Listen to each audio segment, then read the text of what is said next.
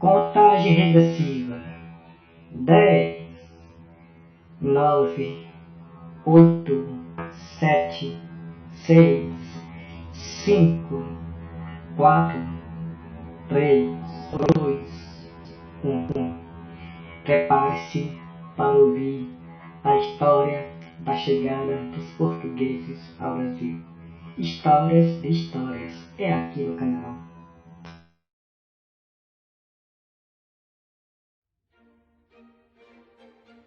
Crianças, vou contar para vocês como tudo começou. Vamos falar sobre o descobrimento do Brasil. Essa história começou lá em Portugal, quando o rei Dom João, com a Revolução de Avis, centraliza o poder e com isso ele começa a tentar dominar territórios, onde destacou-se o seu filho, o infante Dom Henrique, que foi um importante combatente na tomada do Celta, em 1415. O infante fundou a escola de navegação em Sagres, no litoral de Portugal. A ideia era construir navios para chegar às Índias, encontrando uma rota alternativa, pois Portugal queria ampliar o seu comércio e precisava dominar as áreas onde haviam riquezas naturais. Em Sagres foram construídas inúmeras caravelas e naus, utilizando de tecnologia dos árabes e com a ajuda dos judeus para desenhar os mapas.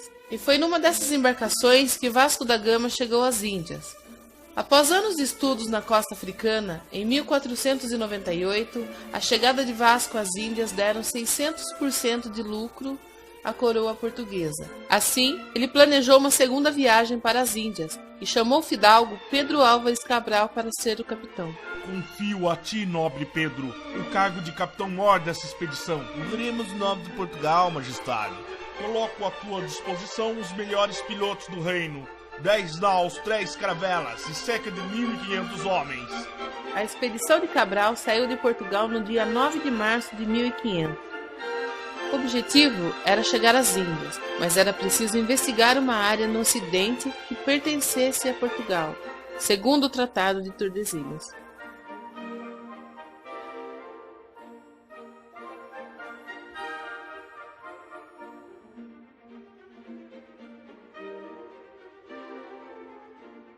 Logo no início, a expedição perdeu uma nau. Capitão, perdemos a embarcação de Vasco da Taíde. Eles podem ter naufragados, que Deus o proteja. Temos que ser cautelosos, pois iremos entrar no mar tenebroso. O Tratado de Tordesilhas dividia o mundo entre Ocidente e Oriente, delimitando as áreas de exploração da Espanha no Ocidente e Portugal no Oriente. Mas Portugal tinha direito a uma faixa de terra no Ocidente. Assim, as embarcações seguiram e foram para o sul da Bahia. Nos dias 21 e 22 de abril, eles avistaram as terras, e ao aproximarem da costa, eles avistaram um monte. Como era Páscoa, Cabral nomeou o monte de Monte Pascoal. As embarcações precisavam abastecer-se de madeira e água, e fizeram uma escala na ilha de Abrolhos. Chegaram no continente, onde localiza-se atualmente o município de Caravelas. Foi em Caravelas que desceu o primeiro português. Nicolau Coelho foi designado a fazer um reconhecimento das terras e foi ele que fez o primeiro contato com os indígenas. Nós viemos em paz. Poderia tomar um banho antes. Nicolau Coelho encontrou os tupinambás. No primeiro momento, os índios ficaram cautelosos. Alguns historiadores acreditam que era por causa do mau cheiro dos portugueses. Na Europa, era comum ficarem até 6 meses sem tomar banho. Eles acreditavam que a pele suja protegia de algumas doenças, como a peste negra. O resultado desse encontro virou um escândalo, pois Nicolau tirou seu barrete e deu ao índio. Em troca, o índio deu a ele um arco e flecha. No primeiro contato foi considerado amistoso, porém cauteloso. Durante a noite, uma tempestade caiu e danificou algumas embarcações. Era preciso procurar um porto seguro para suas naus. Assim, eles subiram para Porto Seguro. Em Porto Seguro, Afonso Lopes trouxe 2 nativos até a nau capitânia. Os indígenas foram submetidos a testes. Primeiro mostraram a eles um papagaio. Um deles olhou e apontou para o continente, como se ali tivesse mais daquela espécie de ave. Depois mostraram uma ovelha, mas eles nem ligaram. Ao mostrarem uma galinha, os índios se assustaram. Mas o que mais chamou a atenção naquele dia foi quando o índio foi até Cabral e apontou para o seu medalhão de ouro. e em seguida apontou para o continente, como se ele tivesse ouro. Aí Cabral ficou interessado nas terras e finalmente resolveu sair do navio. Assim foi realizada a primeira missa no Brasil, na praia de Coroa Vermelha, no dia 26 de abril, pelo Frei Henrique de Coimbra. Louvemos ao Senhor por esta santa missão que nos foi reservada.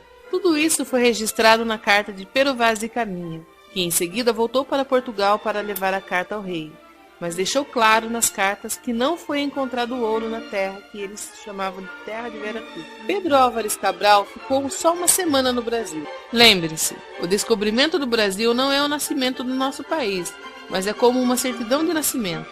A carta de Pero Vaz de Caminha é o documento mais antigo que temos dessas terras, mas devemos compreender que os portugueses não descobriram, mas encontraram as terras onde já havia milhares de índios.